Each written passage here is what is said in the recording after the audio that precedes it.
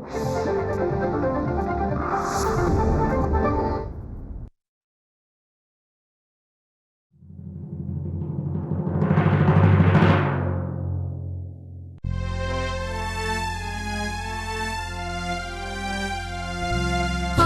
कितीही संकटे तरी जोपासले तू सत्व सर्वस्व पुनही ना हरवले कधी तुझे अस्तित्व निखाऱ्यांच्या वाटेवर निघाली कर्तव्य दक्ष ही माऊली आदि माया तू दिव्य शक्ती तू तूच ग सुकन्याशी ही गुणाची धर्मकन्या गुणाची अशी ही धर्मकन्या. आमच्या अरुणशी लग्न केल्यानंतर आम्ही कुठलंही सुख तुला देऊ शकलो नाही. नाही तू तू दे दे आम्हाला दोष दे तू. बाबा हो, सुख मानण्यावर असतं ना. मग दुर्दैवानं आता जे घडलंय त्यातही सुख मानायचं का? अरे फोन का कट केलास? राधा, तू ज्यांना ओळखत नाहीस त्यांचे फोन का रिसीव्ह करतेस? अरे म्हणजे राधा, आरती आणि याचं लग्न ठरलं होतं आरतीची पसंती नसताना. काय? मला वाटतं आपण आरतीला काही दिवस आपल्याकडे घेऊन येऊया का? हो ग, 4 माणसात राहिली ना की जीव रमेल तिचा.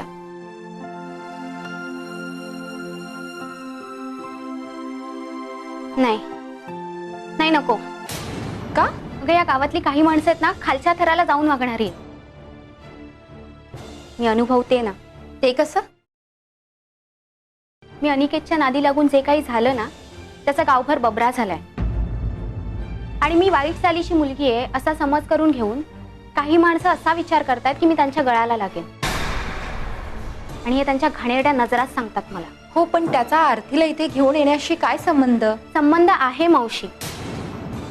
एखादी असहाय्य दुःखी कष्टी स्त्री दिसली की तिला सहानुभूती दाखवून आपलंसं करून घेण्यात काही पुरुष मंडळी तरबेज असतात. तशी आरतीला माणसांची पारख आहे. ती वाऱ्याला सुद्धा उभं राहू द्यायची नाही कुणाला. पण तरी सुद्धा ह्या अशा वाईट माणसांची नजर आहे ना माझ्या आरती वहिनीवर पडलेली नकोय मला. तुझ्या बोलण्यात तथ्य आहे गौरी. माझा नवरा दारुडा, मला मारझोड करणारा, रात्री अपरात्री घराच्या बाहेर निघ असं सांगणारा आणि अशाच संधीचा फायदा घेणाऱ्या माणसांचा अनुभव आहे मला. ठीक आहे, आरतीला तिथेच राहू दे. राधा आहे ना तिच्यासोबत, ती सावरेपर्यंत राधाला तिथेच राहू दे. गौरी, जरा बाबांना फोन लावून बघ.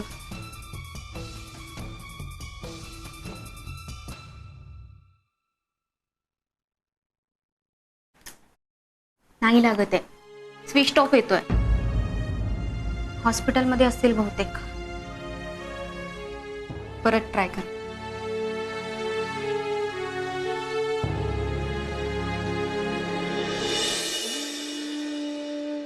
मला इथे नको वाटतंय. अरे मला माझ्या घरी घेऊन चल ना प्लीज.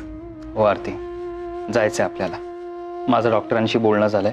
डॉक्टर म्हणाले तुला आज ते डिस्चार्ज देतील, पण एका अटीवर. कोणती अट? घरी जाऊन रडत बसायचं नाही, तरच तुला ते डिस्चार्ज देतील. आरती, अगं सावर स्वतःला. मला मान्य आहे हे कठीण आहे, पण कुठलीही कठीण गोष्ट सोपी करणं ह्यात तुझा हातखंडा आहे.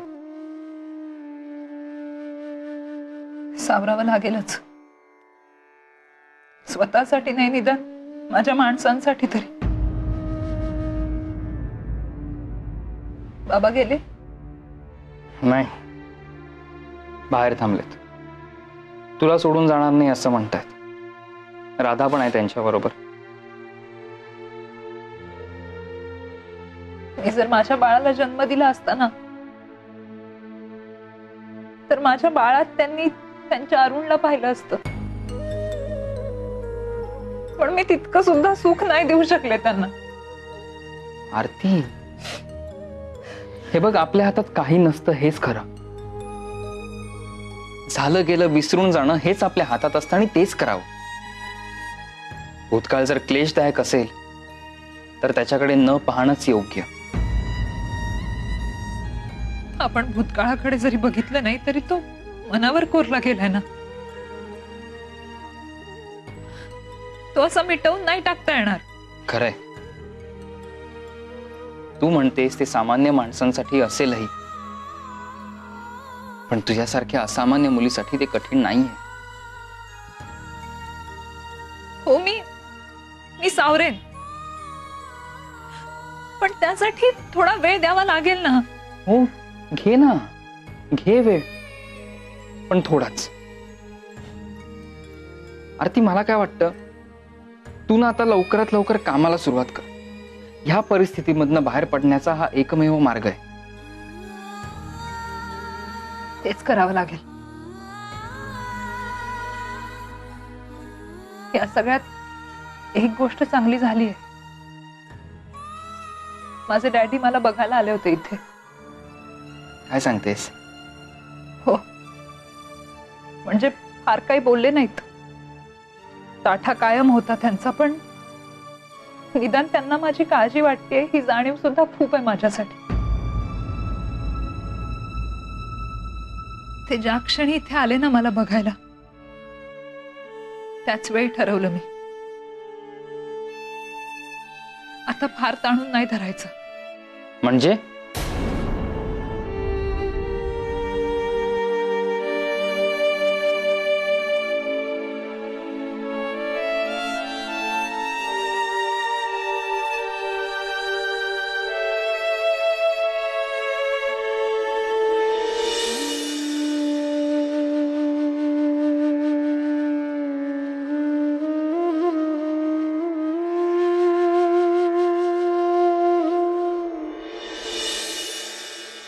अप्पा, चला तुम्ही घरी चला, थोडा आराम करा.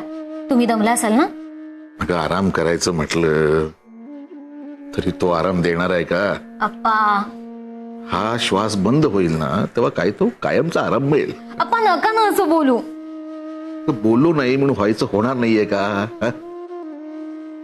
राधा, तो वर बसलाय ना, त्याला आपल्याकडे बघून एकतर राग तरी येत असेल किंवा गंमत तरी वाटत असेल.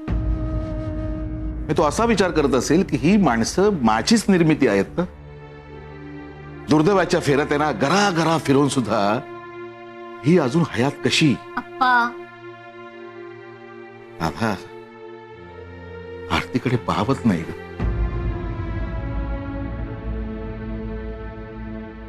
बरं अप्पा, तुम्ही इथे येण्याचं खरं कारण घरी सांगितलंय ना. हो, पण तुझ्या आईपासून ही गोष्ट लपून राहणार आहे का? डोहाळ जेवणासाठी तिला घरी घेऊन या म्हटल्यावर काय करणार होतो आपण? आरतीला यावंच लागलं असतं ना. आणि त्यानंतर काय भीषण घडून गेलं हे तिच्यापासून लपून राहिलं असतं का? बरं, मावशी आहे ना आईजवळ? हो, ती आहे. नवऱ्याला कंटाळून आपल्या घरी राहिली आहे हे आपल्या पथ्यावरच पडलं. आणि अडचणीला सगळ्यांना सांभाळून घेते बिचारी.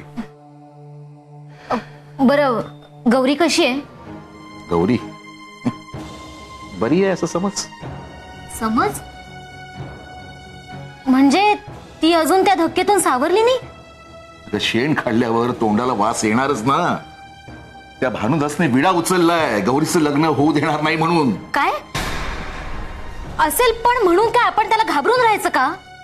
राधा, घाबरायचं नाही, पण गौरीचं लग्न जमतंय असं म्हटल्यावर तो गावात जाऊन जी बोंब ठोकेल ना, त्यात काहीतरी तथ्य आहेच ना.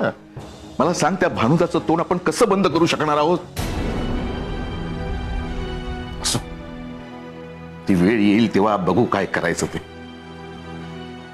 तुर्तास आरतीची काळजी वाटते का? अशी ही धर्मकन्या.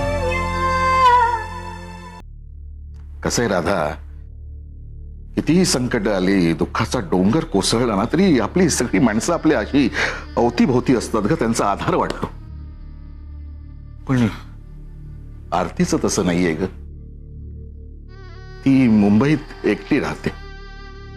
त्यात हे दुर्दैव आड आलं. ती स्वतःला कशी सावरणार आहे परमेश्वर जाणे. मला ना खरंच खूप खूप काळजी वाटायला लागली तिची. हो अप्पा, म्हणून मी आहे ना तिच्या सोबत. कायमची. अप्पा तुम्ही ना इथेच थांबा, मी जरा आरतीला पाहून येते. हा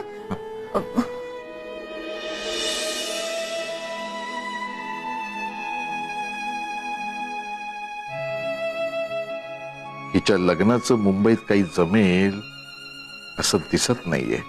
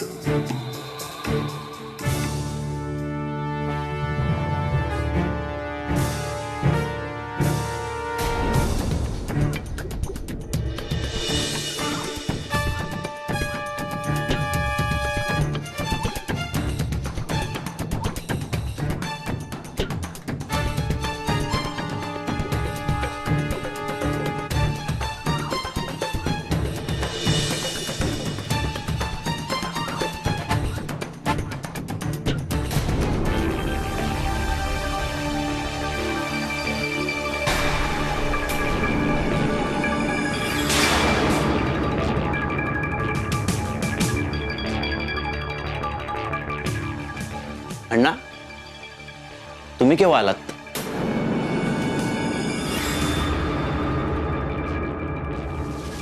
हा प्रश्न मी तुला विचारायला पाहिजे माझ्या सुकुमार बाळा. नाही, काल रात्री जे गेला होता ते आत्ता उगवत आहे. अण्णा ते मी नाही, तुम्ही काय सांगण्याची आवश्यकता नाही. आम्हाला कळलंय. ते काय आहे की सकाळी आम्ही जेव्हा गाडीतून बाहेर पडतो ना, तेव्हा खिडकीतून आजूबाजूला पाहतो. बघतो तर काय, सगळे रस्ते उकिरडे एकदम स्वच्छ. लक्षात आलं बरं का आमच्या. तेव्हाच लक्षात आलं. म्हटलं आमच्या सुकुमार बाळानं रात्रभर सगळे रस्ते उकिरडे फुंकून टाकले. अण्णा हे बघा, आम्ही तुझ्यावर रागवलं नाही रे. चांगलं सामाजिक कार्य केलंस तू रात्रभर. हा, बऱ्याच लोकांनी पाहिलेलं असणार. विद्याधर सानेंचा मुलगा रात्रभर सामाजिक कार्य करतोय. ते रस्ते उकिरडे. काळजी करू नकोस तू. हा, मी विद्याधर साने जे राजकारणातलं प्रभावी व्यक्तिमत्व, आमचं वजन वापरून तुला निवडणुकीचं तिकीट मिळवून देऊ. सहज निवडून येशील तू नगरसेवक म्हणून. ते रस्ते उकिरडे. तुमच्यामुळे मला ना घरात राहावंसच वाटत नाहीये. असं म्हणून तरा रात्री घराबाहेर पडतोस आणि परत सकाळी घरी येतोस माझ्या सौरभ बाळा. तुमच्याशी बोलण्यात काय अर्थच नाही. मग कशात अर्थ आहे? नाही, चुकलो. तुम्हाला चांगलंच कळलंय अर्थ कशात आहे तो. तुझ्यापुरता तुला कळलेला अर्थ म्हणजे पैसा. आणि तो कशात आहे? घरातल्या किमती वस्तूमध्ये. ते तुला बरोबर कळलेलं आहे. मग तू काय करतोस? मी काय करतो? माझ्या अपरोक्ष घरातल्या किमती वस्तू एक एक करून बाहेर विकतोस. आणि मग नशा पाणी करून पैसे संपले की परत घरी येतोस. अण्णा नको ते आरोप माझ्यावर करू नका. नाहीतर काय रे, बापाला मारशील? नाही, मारूनच टाका मला. हे रोजचं मारण्यापेक्षा एकदाच मेलेलं बरं. मी कशाला तुला मारू रे माझ्या बाळा. तुझ्या कर्मानं रोज तिळतिळ मरतोच असतोय, पाहतोय ना मी. खूप वाईट वाटत असेल ना तुम्हाला? वाईट तर वाटतंय, पण तू जाणार म्हणून नाही, तर तू गेल्यानंतर उद्या आमचे राजकारणी मित्रमंडळी आम्हाला जर भेटायला आली ना, तर त्यांच्या समोर म्हणजे अगदी दुःखी कष्टी चेहरा करून आम्हाला बसावा लागेल. त्याचं वाईट वाटतंय बघ. पाहूया तुमच्या कर्माने तुम्ही आधी जाताय की माझ्या कर्माने मी आधी जातोय.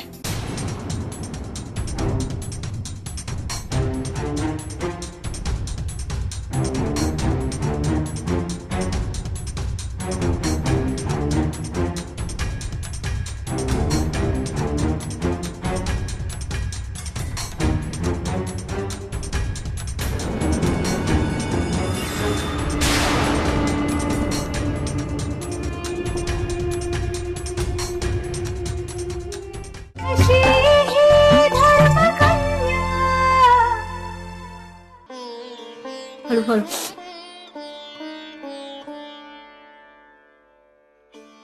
बस.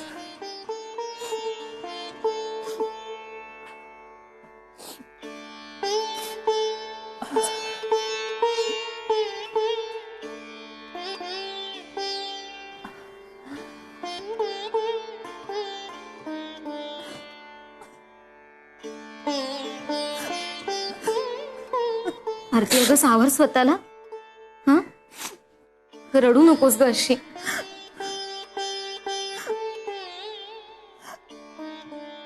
राधा अगं, काय करू मी राधा?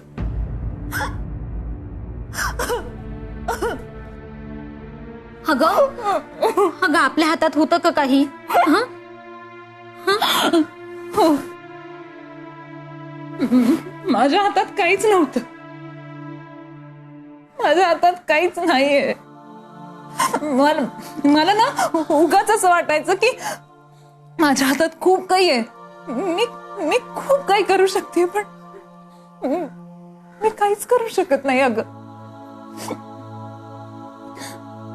मी माझ्या अरुणला वाचवू शकले नाही, मी आमच्या बाळाला वाढवू शकले नाही. राधा,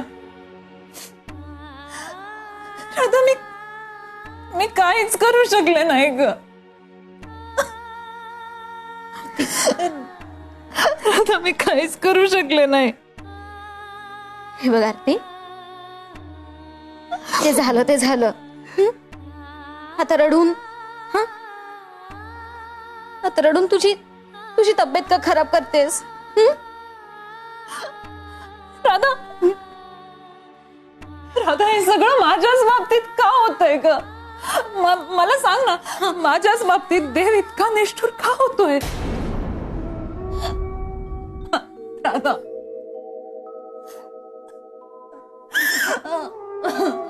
हे बघ आरती, ते झालं.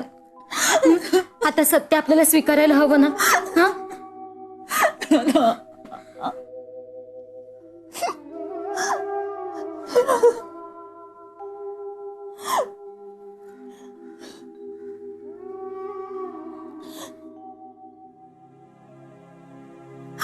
हे बघ आरती, तू सावर ग स्वतःला प्लीज. हो, मी स्वतःला सावरलं ना. मी अरुणशी लग्न केलं, डॅडींनी माझं नाव टाकलं, मी स्वतःला सावरलं. माझा अरुण मला अकाली सोडून गेला, तरीही मी स्वतःला सावरलं. आता माझं बाळ,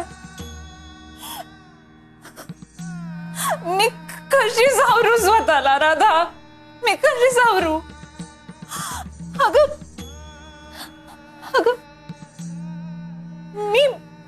मी कोणालाच सुख देऊ शकले नाही.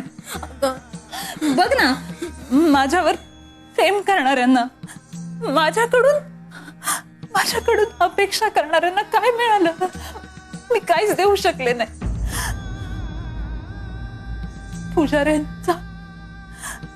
पुजाऱ्यांचा वंशाचा दिवा माझ्या पोटातच विझला. मला सांग ना, मी कशी सावरू स्वतःला? मी कशी सावरू? हे बघ आरती, हे बघ माझ्याकडे बघ. हे बघ, तुला स्वतःला सावरावं लागेल. स्वतःसाठी नाही, तर त्या हजारो शेकडो मुलांसाठी ज्यांच्यासाठी अनाथाश्रम बांधायचं स्वप्न तू उराशी बाळगून आहेस. राधा, हे बघा आरती, देव एक एक करून तुझ्या भोवतीचे सारे पाश तोडून टाकतो.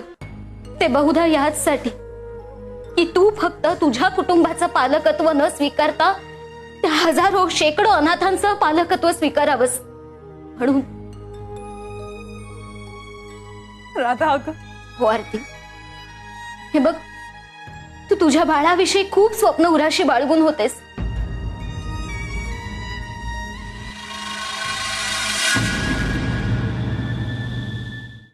आरती कशी आहे? हो मजेत. पण हे विचारायला तू फोन केलायस का?